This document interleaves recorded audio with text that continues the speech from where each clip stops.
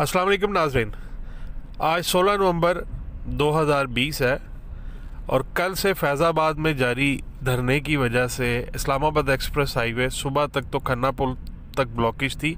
Islamabad traffic police ने seal की हुई थी, लेकिन इस वक्त ताज़ा तरीन सूरत हाल से आपको आगाह करता चलूँ कि इस वक्त टी चौक से लेकर मुकम्मल इस्लामाबाद एक्सप्रेस हाईवे बंद की हुई है, सील की हुई है। और ये आप दोनों तरफ जो देख रहे हैं कंटेनर्स और ट्रकों का जो लाइनें लगी हुई है, ये इसी ब्लॉकेज की वजह से है।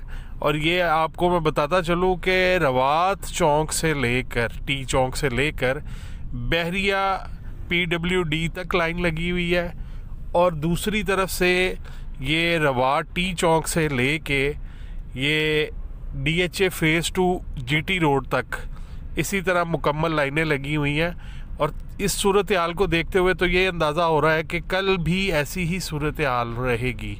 लिहाजा सुबह उन लोगों ने जिन्होंने इस्लामाबाद पिंडी के दरमियान ट्रैवल करना है वो बराए मेहरबानी ये रास्ता मत इख्तियार करें, मुश्किलात का सामना दरपेश होगा।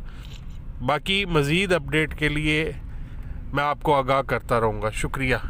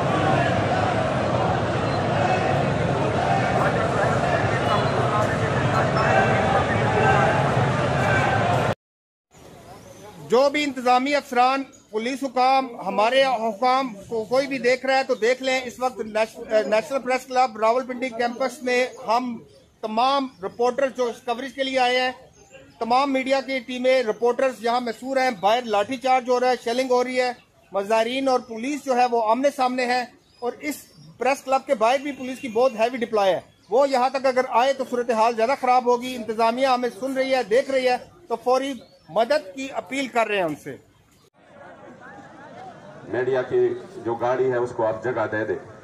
अल्हम्दुलिल्लाह हमने फ्रांस की सफीर को मुल्क बदर करने का जो मुतालबा पेश किया था, अल्लाह और रसूल की फजल करम से अल्हम्दुलिल्लाह हमारा वो मुतालबा मंजूर हो चुका है।